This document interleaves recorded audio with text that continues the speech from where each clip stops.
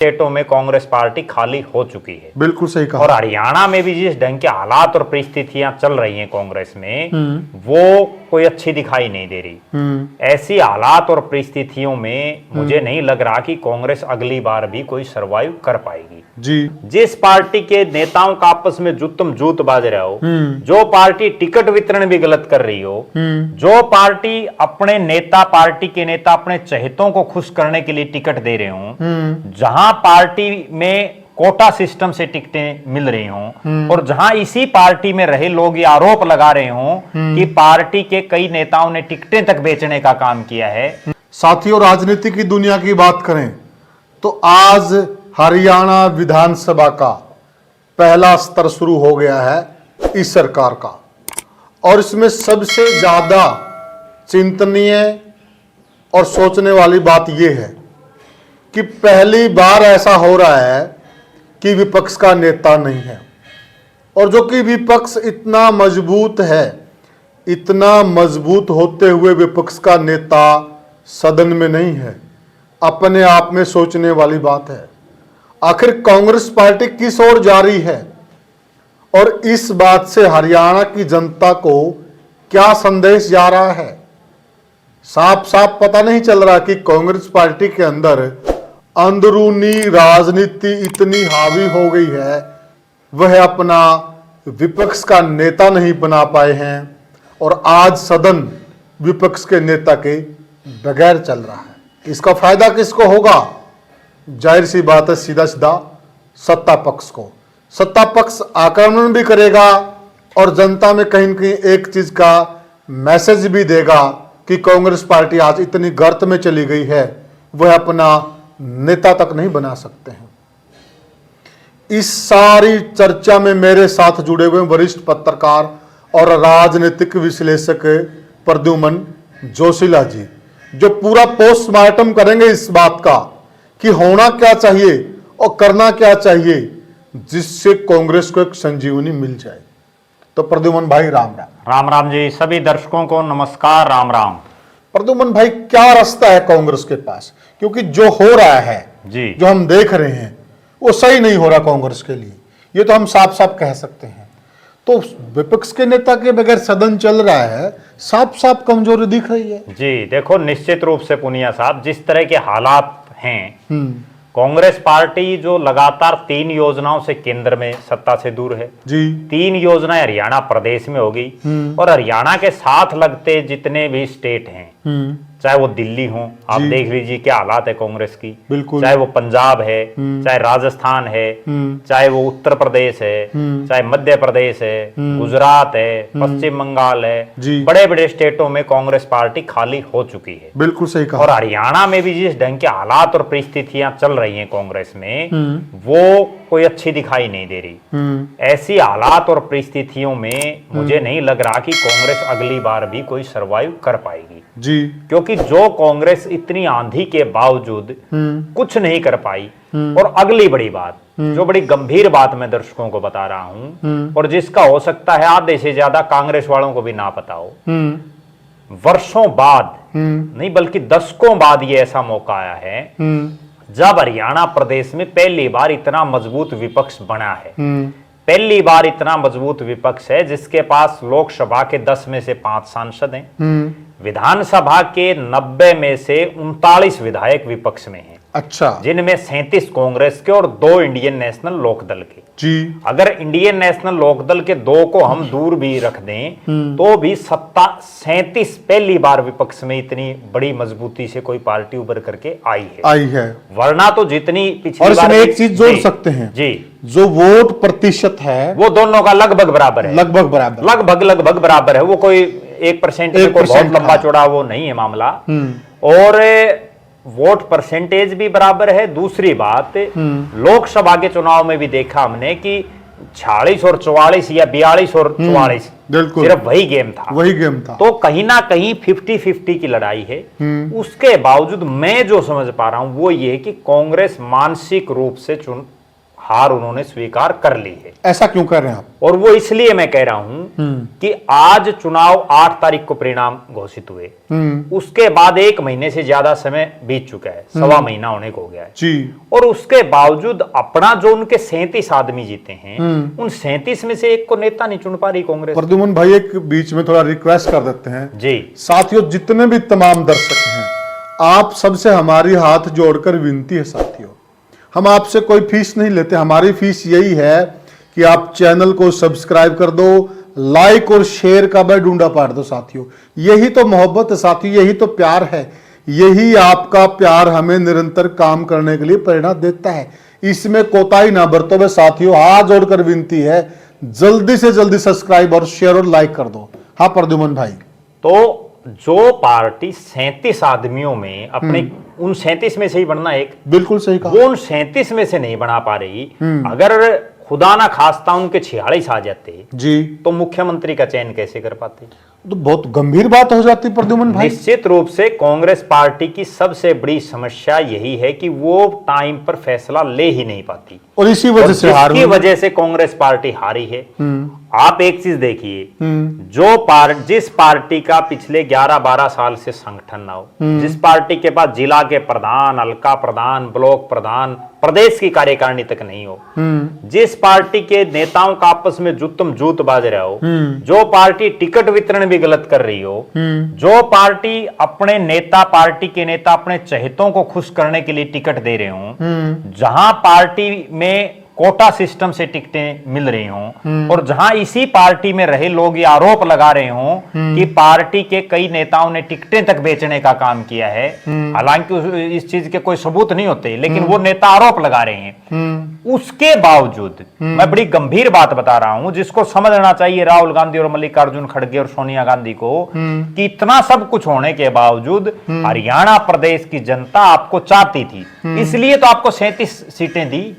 जब आपका कुछ नहीं है हरियाणा प्रदेश में, आपसे बढ़िया, इनसे बढ़िया तो आम आदमी पार्टी है, इनसे बढ़िया इंडियन नेशनल लोक दल है, इनसे बढ़िया, और छोड़िए आप, जिस जेजेपी का सारा सिस्टम बिखर गया था, जिसके विधायक, जिला प्रधान, पदाधिकारी, प्रत्याशी सब भाग गए थे, उस जिसका प्रदेश अध्यक्ष तक चला गया था, सही कहा, उसके बावजूद उस जेजेपी ने भी अपनी कार्यकारिणी बना ली थी, उस जेजेपी ने भी अपने जिला प्रधान और हल्का प्रधान नियुक्त कर दिए थे, और कांग्रेस पार्टी अपना आज तक प्रदेश कार्यकारिणी तक नहीं बना पा रही।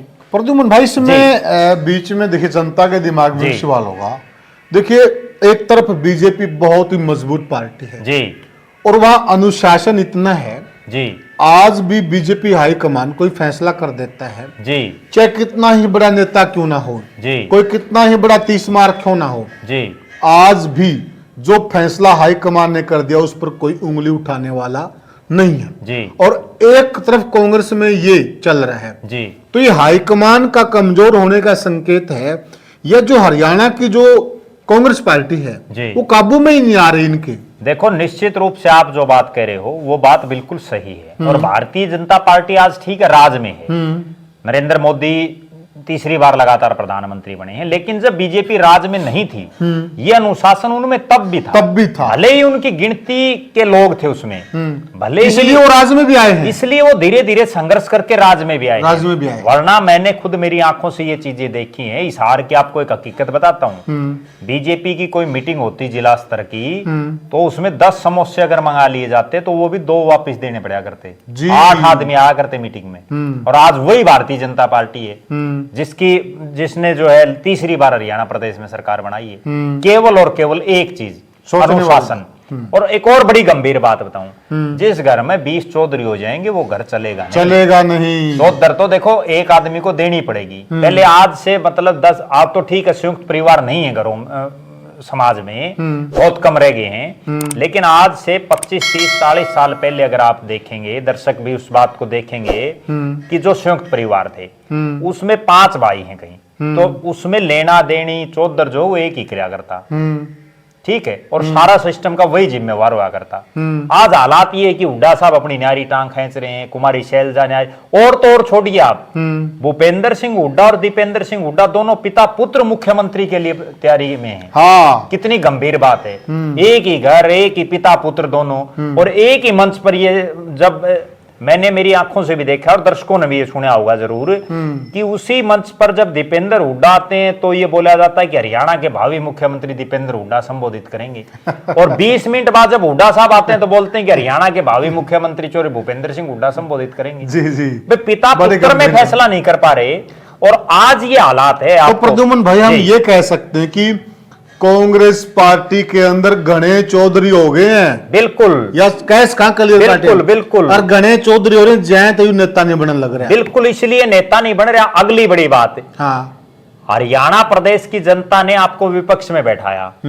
आपका ये भले ही कांग्रेस के शीर्ष नेतृत्व को भी और प्रदेश के नेतृत्व को भी तुरंत प्रभाव से नेता प्रतिपक्ष की घोषणा करनी चाहिए। उसका कारण क्या है? अगर सत्ता पक्ष आज, क्योंकि बीजेपी तीसरी बार बनी है, तो तीसरी बार कोई लगातार बनेगी और हार में भी अगर वो जीतेंगे तो निश्चित रूप से उनमें घमंड भी आ सकता है। वो इस तरह के उल जलूल के फैसले भी कर सकते हैं जो लोगों के हित में ना हो।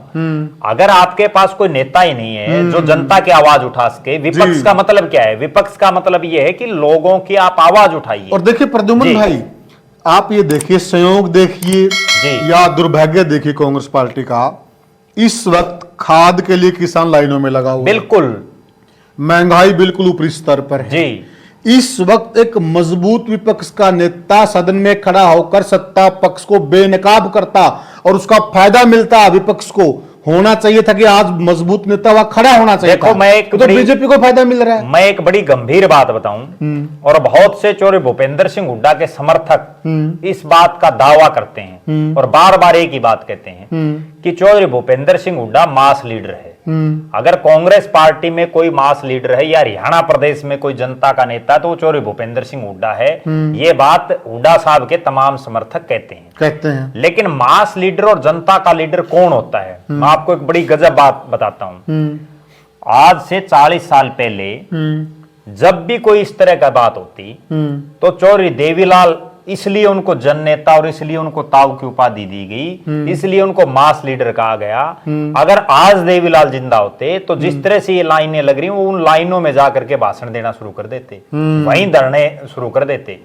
वास्तव में मास लीडर कौन होता है? जब चौधरी भजनलाल जी ने जो है विधायकों को अपने खेमे में ले आकर के और चौधरी देवीलाल के बजाय भजनलाल जी ने शपथ ले ली मुख्यमंत्री की, उसके बाद जिस तरह का उन्होंने रोड पर संघर्ष किया, जिस तरह से न्याय युद्ध प्रदेश में चला, आज है किसी नेता में इतना दम जो सड़क से लेकर के और प्रदेश की विधानसभा तक आवाज? बिल्कुल बिल्कुल। जो आप डीएपी की बात कर रहे हैं, जब आवाज उठानी चाहिए तब आप गूंगे बने बैठे हो, तो ऐसे मास लीडर और ऐसे जन नेता का क्या फायदा है? तो सदन में अगर नेता नहीं है तो नुकसान। मैं आपकी बात से पूरी तरह से सहमत हूं। अगर सदन में नेता हो और विपक्ष के पास, क्योंकि मेजोरिटी में भले ही भारतीय जनता पार्टी है लेकिन 39 विधायक विपक्ष में होना बहुत बड़ी बात है। 39 और 51 में कोई घना लंबा चौड़ा अंतर नहीं है। बिल्कुल सही कहा। अगर वो 39 विधायक बड़ी उनको नेतृत्व सही आदमी करता हो तो वो सरकार को नाकों चढ़े चबवा दे। और 51 भी क्यों कहें भाई साहब, हम 48 ही कहेंगे क्योंकि 3 जो जीत कर आए हैं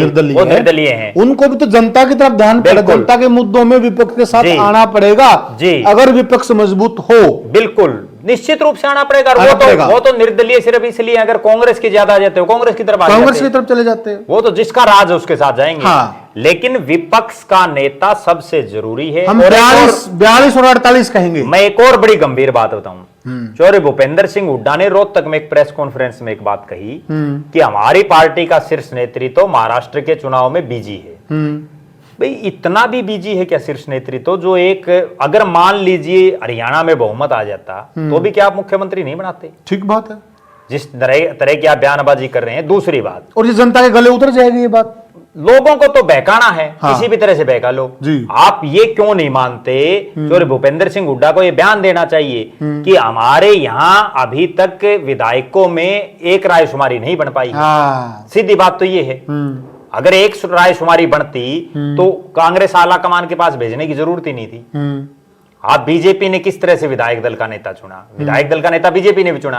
अमित शाह जी आए, यहाँ 2 विधायकों ने अनिल विज और कृष्ण बेदी जी ने नायब सिंह सैनी का नाम उनके सामने प्रपोजल कर दिया। और जो कि कहा जा रहा था कि अनिल विज जी नाराज है, चिट्ठी उन्हीं से प्रस्ताव करवा दिया। हाँ। दोनों ने प्रस्ताव किया, बाकियों ने हाँ भर ली। ये होता है अनुशासन साथियों। 37 विधायक जब चंडीगढ़ में इकट्ठे हुए, हाँ। तो उस टाइम पे दो नेता, कोई भी दो नेता, किसी भी नेता का जिस पर सहमति होती, अगर सहमति थी तो हाँ। उसका नाम प्रपोजल में रखते, बिल्कुल, और वहीं हाथ खड़े होकर सहमति हो जाती। बिल्कुल। लेकिन केवल लोगों को गुमराह करना। वास्तविकता क्या है? वास्तविकता ये है, मैं जो समझ पा रहा हूं, चौधरी भूपेंद्र सिंह हुड्डा हर हालात और हर कीमत पर नेता प्रतिपक्ष का पद अपने पास रखना चाहते हैं, और उसका कारण भी यही है कि अगर इस बार उनके पास नेता प्रतिपक्ष का पद नहीं होगा, तो जो लोग आज जिस उम्मीद में उनके साथ जुड़े हुए थे, उनमें से काफी तो इसलिए कम हो गए कि सत्ता नहीं आई, वो जाना बंद कर गए। और जो अब बचे हुए हैं, अगर नेता प्रतिपक्ष नहीं मिला तो वो भी भाग जाएंगे। ये देख लेना आप, क्यों भाग जाएंगे? क्योंकि गुड़ के ऊपर ही जो है मक्खियां भिन भिन आती हैं। मतलब जहां माड़ दिखता है वहीं नेता जाते हैं। जहां माड़ का मतलब ये कि चौधर, जहां चौधर दिखाई देती है, जहां यूं लगता है कि एक उम्मीद है। अब मान लीजिए नेता प्रतिपक्ष इस बार चौधरी भूपेंद्र सिंह हुड्डा को नहीं बनाया, तो क्या गारंटी है कि 2029 के चुनाव में अगर बाई चांस कांग्रेस आ गई तो हुड्डा साहब या उनके परिवार में मुख्यमंत्री बना देंगे? जब आज रोड़ा भी यही है और असली जड़ यही है, जड़ भी यही। दूसरी तरफ कांग्रेस के शीर्ष नेतृत्व के दिमाग में एक चीज मैं जो समझ पा रहा हूं आई मिलेगी कि जिन चौधरी भूपेंद्र सिंह हुड्डा की अगवानी में 3 बार हमने चुनाव लड़ लिया, और 3 बार नहीं कहूंगा मैं, बल्कि 2005 में जब पहली बार हुड्डा साहब को मुख्यमंत्री बना, उस टाइम पर सामूहिक नेतृत्व में कांग्रेस ने चुनाव लड़ा था। चौधरी भजनलाल जी प्रदेश के अध्यक्ष थे, बिल्कुल उनका फेस आगे था। उसके बाद जितने चुनाव लड़े कांग्रेस ने, लगातार तो कांग्रेस कम होती गई। 2005 में 67 सीटें कांग्रेस की आई, उसके बाद आपकी 40 आई 2009 में, 2014 आते आते आप 15 पर आ गए, 2019 में जो है आप 31 पे आ गए, 2024 में आप 37 पे आ गए। अगर इसी हिसाब से आप चलते रहे तो ये कांग्रेस तो वर्षों तक विराज में नहीं आएगी। ठीक बात, क्योंकि आगे कोई न कोई और विकल्प बन जाएगा। बिल्कुल। तो निश्चित रूप से ये चीज उनको समझ में आई है, और यही एक कारण मैं समझ पा रहा हूं। वरना तो अगर हुड्डा साहब को बनाना होता तो अब से पहले कांग्रेस अनाउंस कर देती। कहीं ना कहीं पेच है, और उस पेच को क्यों नहीं बता रही, और हुड्डा साहब डाइजेस्ट नहीं कर रहे। वो डाइजेस्ट, मैंने जो बात बताई आपको वो यही है कि अगर उनको नेता प्रतिपक्ष का पद नहीं मिला तो उसके बाद लोग उनकी कोठी पर जाना बंद कर देंगे, भीड़ लगना कम हो जाएगी। आप और नेता खुराक की भीड़ है। बिल्कुल। आप एक चीज देखिए, आज दुष्यंत चौटाला की क्या हालात है, चुनाव हार गए, अब कितने लोग उनके पास जाते हैं। आज आप देखिए कि और जो नेता हैं जो हार गए उनके पास कितने लोग जाते हैं। ये तो जीत और चौधर को ही सलाम है। जिसको ये दिखता ना भाई इसके कुछ ना कुछ 2 दाने हैं ढेर में, तो वही जो है आदमी की वैल्यू है। और तो सॉल्यूशन क्या निकले इसका प्रद्युमन भाई? देखो, सॉल्यूशन मेरा ऐसा मानना है कि कांग्रेस के शीर्ष नेतृत्व को कोई बोल्ड फैसला लेना पड़ेगा। वो फैसला चाहे आज ले लें, चाहे वो साल बर्बाद ले लें, 2 साल, 6 साल, 10 साल, कभी भी ले लें। जब जितना जल्दी लेंगे, जितना लेट लेंगे, उतना ही कांग्रेस को नुकसान होता रहेगा। कोई भी बीमारी हो, उसका इलाज अगर तुरंत प्रभाव से तो आदमी करवा लेता है तो ठीक हो जाता है। अगर उसको लंबी छोड़ देता है तो फिर वो बीमारी और बड़ा रूप धारण कर लेती है। और कांग्रेस में समस्या यही है कि कांग्रेस पार्टी आज से नहीं है, ये बहुत सालों से ऐसा ही चल रहा है कि कांग्रेस पार्टी कोई फैसला ले ही नहीं पा रही, और जब तक वो फैसला नहीं ले पाएगी तब तक कोई बात बनेगी नहीं। आप एक चीज देखिए कि राहुल गांधी और खड़गे साहब की बुद्धि कहां गई हुई है कि जो इस हरियाणा प्रदेश को जीतने का दावा वो कर रहे थे, उस हरियाणा में आपके पास कोई संगठन नहीं है। उस हरियाणा प्रदेश के नेता आपके एक मंच पर नहीं आ सकते। अगर वो एक मंच पर आ जाते हैं तो बोलते नहीं आपस में। मान लो कहीं ना कहीं ऐसे दबाव में वो एक मंच पर आ भी गए, बोलते नहीं आपस में। बोलते क्या? आपने एक बयान सुना है, आपको एक बड़ी बात बताता हूं, बिल्कुल, बीजेपी और कांग्रेस में अंतर की, और वही बात ये नेता प्रतिपक्ष पर भी हम उसको लेकर के चलेंगे। बीजेपी का कोई नेता ये कहता है कि मैं मुख्यमंत्री बनूंगा, किसी एक आधे ने कही है, उनकी अगले दिन वह कुर्सी चली गई। जैसे ओम प्रकाश धनखड़ जी ने की बड़नी कुर्सी दे दी, वह छोटनी और चली गई। ठीक है, ठीक बात है। अब बीजेपी में क्या कभी नायब सिंह सैनी ने यह दावा किया था कि मैं मुख्यमंत्री बनूंगा प्रदेश का? एक बात और देखिए प्रद्युमन भाई, जो कि क्लियर कट पता था, उन्हीं की रहनुमाई में चुनाव लड़ा जा रहा है जी। फिर भी वो नहीं कह रहे थे, वो कह रहे थे कि प्रदेश हाईकमान, राष्ट्रीय हाईकमान तय करेगा, वहां से ऑब्जर्वर आएंगे, वो तय करेंगे, विधायक दल का नेता बनेगा और फिर मुख्यमंत्री बनेगा। एक सिंगल बयान नहीं है, ये होता अनुशासन। वो ये बात कहते हैं। दूसरी तरफ आप ये देखिए, अब नायब सिंह सैनी मुख्यमंत्री हैं, बीजेपी के तमाम नेताओं ने उनको एक्सेप्ट कर रखे हैं। बिल्कुल, को कितना बड़ा फन्ने खाओ, बिल्कुल, चाहे वो पंडित रामविलास शर्मा हो, अनिल विज हो, ओम प्रकाश धनखड़ हो, कैप्टन अभिमन्यु, कोई भी हो। और ये भी देखिए ना जी, जिस अनिल विज पर विपक्ष बहुत बड़ी बातें करता था जी, कि अनिल विज इनसे काबू नहीं आएंगे, मीडिया भी करता था, उस अनिल विज को जो पहले बहुत बड़े बड़े मंत्रालय मिलते रहे, उनको भी काट दिया और चू नहीं कर रहे। वो चू भी नहीं कर रहे। और उसको भी छोड़िए, एक हाई परचेज कमेटी होती है, हाँ, जिसमें जो सबसे सीएम होता है उसमें, और सीएम के अलावा जो महत्वपूर्ण जो मंत्री होते हैं उनको उसमें शामिल किया जाता है, जो बड़े सीनियर हो। बंगला मांग रहे थे, वो भी नहीं मिला, वो उसमें भी उनको नहीं शामिल किया गया, उसमें नहीं शामिल कर बंगला मांग रहे थे, वो भी नहीं मिला। तो बीजेपी वो करती, जबकि कांग्रेस में आज किसी कांग्रेस के नेता की ये हिम्मत है कि वो ये कह दे कि फला आदमी जो है मुख्यमंत्री, भूपेंद्र सिंह हुड्डा ये कह सकते हैं कि कांग्रेस का शीर्ष नेतृत्व जिसको चाहेगा वो मुख्यमंत्री बन जाएगा, और ये कह दे तो शायद समस्या का समाधान नहीं हो जाए। लेकिन वही बात है कि भाई हुड्डा सरकार बनाएगा, या जो है खुद प्रदेश के अध्यक्ष ये कहते हैं चौरे उदयभान जी कि चौरे भूपेंद्र सिंह हुड्डा प्रदेश के मुख्यमंत्री बनेंगे। कितनी गंभीर बात है। जबकि प्रदेश अध्यक्ष को तो ये कहना चाहिए कि जो विधायक तय करेंगे या प्रदेश की जनता जिसको चाहेगी वो बनेगा। अभी वही सेम सिचुएशन। और एक और बड़ी गंभीर बात बताऊं, ये नहीं है कि जो 37 विधायक जीते हैं उनमें सारे ही नौसिखिए हैं कांग्रेस के पास। कई विधायक ऐसे हैं जो कई बार जीते हैं, कई विधायक ऐसे हैं जिनको बोलने का तजुर्बा है, कई विधायक ऐसे हैं जो कांग्रेस की कमान को संभाल करके प्रदेश की जनता की आवाज उठा सकते हैं। लेकिन उसके बावजूद उनको आगे नहीं किया जा रहा, उन पर सहमति नहीं बन रही, और ये जो लठमलठ है ये नुए रहेगा। ये जब तक इसमें सुधार नहीं होगा तब तक जो है कांग्रेस पार्टी का कुछ नहीं हो सकता। तो क्या मेन सुधार क्या हो सकता है? मेन सुधार यही है कि कांग्रेस के शीर्ष नेतृत्व को बोल्ड फैसला लेना होगा। जिसको बनाना है उनको सिर्फ एक टक देखो, एक बड़ी गंभीर बात मैं बताता हूं। मान लीजिए किसी को नेता प्रतिपक्ष बना दिया और कोई आदमी रूस करके घर बैठ गया, उससे फर्क क्या पड़ेगा? सरकार तो आपकी अब भी नहीं आ रही, और आगे भी क्या गारंटी अगर आप उन नेताओं को बिल्कुल जी हाजूरी करेंगे तो आ जाएगी सरकार? आएगी ही नहीं जिस प्रकार का माहौल चल रहा है। अगर आप बोल्ड फैसला लेंगे तो निश्चित रूप से उन नेताओं के दिमाग भी ठीक हो जाएंगे। उन नेताओं के दिमाग में भी एक चीज आएगी कि जो है तुम्हारा दिमाग सेंटर में रखो।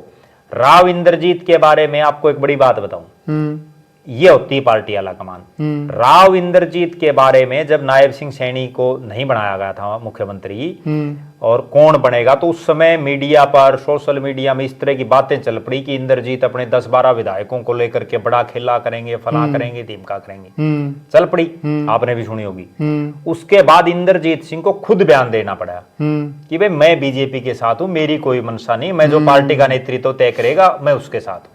कांग्रेस में कोई करके दिखा दो। बिल्कुल ठीक बात है। इसीलिए जो सबसे बड़ी चीज है अनुशासन। आप हारे जीते। एक चीज और देखिए ना, पिछली बार जब बीच में मनोहर लाल खट्टर को हटाया गया, नायब सिंह सैनी को कुर्सी पर बैठाया गया जी, उस वक्त अनिल विज को वही बड़े मंत्रालय दिए जा रहे हैं जी, मंत्री पद के लिए उनका नाम बोल दिया था जी, शपथ लेने के वो लोग नहीं आए, रूठ कर बैठ गए जी। उसके बाद बीजेपी ने उनकी कोई जी हजूरी नहीं की, बिल्कुल उनको अपनी जगह दिखा दी। कोई उनको यह नहीं बोलने के लिए गया कि आप आ जाइए, आप शपथ ले लीजिए, कोई बात नहीं है। धीरे धीरे अनिल विज अपने आप लाइन पे आ गए। देखो, निश्चित रूप से आपको अनुशासित फैसले लेने पड़ेंगे। और अगली बड़ी बात यह है कि आखिर क्या ऐसी कमजोरी है कांग्रेस के शीर्ष नेतृत्व में जो ये फैसले ले ही नहीं पा रहा। सबसे बड़ी और गंभीर बात तो ये है ना कि आप, अच्छा एक और बड़ी बात बताता हूं आपको, फैसले ले भी कैसे पाएंगे। अभी हरियाणा प्रदेश कांग्रेस के 2 सह प्रभारी नियुक्त किए गए जो बड़े जूनियर नेता हैं, जिनका राजनीति में कोई लंबा चौड़ा कोई नाम नहीं है। अब वो क्या भूपेंद्र सिंह हुड्डा जैसे इतने बड़े सीनियर नेता को या और जो नेता है पार्टी के, उनको कोई आदेश दे सकते हैं? उनकी मानेंगे नहीं। बहुत सही बात, इसीलिए तो सिस्टम सारा खराब हो गया। बहुत सही बात कर रहे हैं आप प्रद्युमन भाई। फिर ये जबकि भारतीय जनता पार्टी दूसरी तरफ देखिए किनको प्रभारी लगा रही है। विप्लव देव पूर्व मुख्यमंत्री, कम से कम एक एक्स चीफ मिनिस्टर हैं। बिल्कुल। सतीश पुनिया पूर्व प्रदेश अध्यक्ष, ठीक है, उससे पहले भी जितने प्रभारी लगे हैं, बड़े बड़े नेताओं को यहां प्रभारी लगाया गया। लेकिन कांग्रेस पार्टी विवेक बंसल जी को लगा दिया। एक एमएलसी रहे हैं उत्तर प्रदेश में, ठीक बात। बताओ, एमएलसी को हरियाणा में कोई पूछता ही नहीं या कोई पूछता हो तो बता दो। नहीं नहीं, ठीक है। उसके बाद दीपक बाबरिया को लगाया, वो कुछ नहीं बने, ठीक है, उनकी नहीं किसी ने सुनी। अब जो ये लगा दिए जितेंद्र बघेल को किसी ने नाम ही नहीं सुन रखा, जानते ही नहीं, हम मीडिया वाले ही जानते। जबकि यहाँ तो ऐसे आदमी की ड्यूटी लगानी चाहिए जिसका अपना एक कद हो, अपना एक सिस्टम हो, जिसकी लोग जाने। तो प्रद्युमन भाई, थोड़ा सा दर्शकों के दिमाग में भी ये सवाल आ रहा होगा, ये ऐसे ऐसे जो इस स्तर के नेता प्रभारी बनाए जाते हैं जी, दरअसल फिर ये तो हाईकमान की चूक है। बिल्कुल। तो हाईकमान क्या कर रहा है? आप निश्चित रूप से हाईकमान की चूक है। हाईकमान को ये समझ ही नहीं आ रहा कि हरियाणा जैसा ऐसा राज्य जो राजनीतिक रूप से देश के जो बाकी राज्य है ना, उनसे हरियाणा में राजनीति का सतर काफी अप है, क्योंकि हम दिल्ली को तीन तरफ से घेरे हुए हैं और हरियाणा के जितने राजनीति का जिनका थोड़ा भी चस्का है वो सारे लोग दिल्ली जाते हैं। जबकि अब केरल का है, कोई आंध्र प्रदेश का है, कर्नाटक का, वो दिल्ली थोड़े आते हैं। नहीं। लेकिन होता क्या है कि यहाँ ऐसे ऐसे लोगों को प्रभारी लगा दिया जाता है जिसकी आप एमएलए एमपी तो छोड़िए, एक वार्ड सदर का आदमी भी नहीं मानता। तो अभी हम मेन मुद्दे पे आ जाते हैं जी। अभी जो विपक्ष का नेता है जी, आज नहीं है, सदन चल रहा है और बड़ी दुर्भाग्य की बात है विपक्ष के लिए जी। तो आप 4-5 बड़े नुकसान बता दीजिए आज की सिचुएशन में अगर विपक्ष का नेता नहीं है। देखो, सबसे बड़ा नुकसान तो ये है कि भारतीय जनता पार्टी बिल्कुल फ्रंट फुट पर खेलेगी जी। उसको किसी से कोई ना दबने की जरूरत है, ना किसी से कोई जवाब देने की जरूरत है, ठीक है, क्योंकि अब वहां जितने बैठे हैं वो केवल विधायक हैं, विपक्ष का नेता कोई नहीं है। दूसरी जो बड़ी बात है वो ये है कि प्रदेश की जनता के दिमाग में भारतीय जनता पार्टी भी ये मैसेज देगी और वैसे भी ये मैसेज चला जाएगा कि कांग्रेस हरियाणा में खात्मे की तरफ है। बिल्कुल सही। अगली जो बड़ी बात है वो ये है कि प्रदेश से जुड़े हुए बहुत से मुद्दे, चाहे वो जिस तरह का प्रदेश में गुंडागर्दी का माहौल चल रहा है, भले ही प्रदेश के मुख्यमंत्री ये बयान देते हो कि मैं गुंडागर्दी खत्म कर दूंगा, लेकिन आप देखिए आए रोज मर्डर, चोरी, डकैती, लूटपाट हर रोज हो रही है, ठीक है। कोई दिन ऐसा नहीं जा रहा जिस दिन कोई ना कोई घटना प्रदेश में ना हो रही हो। उस पर विपक्ष चुप है। क्यों चुप है? क्योंकि उनके पास नेता ही नहीं है। बोले कौन, जिम्मेवारी कौन ले? सही। चौथी बड़ी बात, आज किसान जो सबसे बड़ा वर्ग है प्रदेश का, और वो किसान दर दर की ठोकरें खा रहा है, ना उसको डीएपी खाद मिल रही, ना उसको भाव मिल रहा, ना उसको जो है पानी मिल रहा। और यहां तक कि कई जगह तो ऐसा हुआ है कि जहां किसानों पर लाठीचार्ज हुआ है, कहीं जो है किसानों को घंटों घंटों रातों तक में भी लाइन लगी, थानों में खाते पड़ रही हैं। उसके बावजूद विपक्ष का नेता ना होने की वजह से सही तरीके से फसल नहीं बिक रही। बिल्कुल, विपक्ष का नेता ना होने की वजह से उन जनता की आवाज को कोई उठा नहीं पा रहा। और पांचवी और सबसे बड़ी बात जो है वो ये है कि आज भी प्रदेश की जनता के दिमाग में ये चीज फिर से आ गई है कि इन कांग्रेस वालों को सुधरना नहीं है, इनको अपनी गुटबाजी दूर करनी नहीं है, और ये सुधरेंगे नहीं तो हम इनके साथ क्यों लगे। तो साथियों, हमने चर्चा की कि हरियाणा के अंदर सदन चल रहा है, परंतु सदन में विपक्ष का नेता नहीं है। इसका नुकसान क्या है, खामियाजा क्या है? इसका नुकसान यही नहीं कि कांग्रेस पार्टी को ही केवल नुकसान हो रहा है, इसका नुकसान साफ साफ जनता को भी हो रहा है। जहां आज जनता को जरूरत है एक मजबूत नेता की जो उनकी आवाज बने सदन में, लेकिन मजबूत नेता नहीं है। तो आप भी हमें कमेंट सेक्शन के माध्यम से बताइएगा कि आखिर कांग्रेस पार्टी किस ओर जा रही है।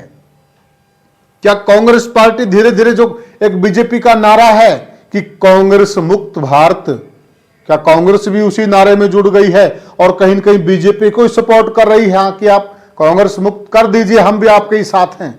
लग तो ऐसे ही रहा है।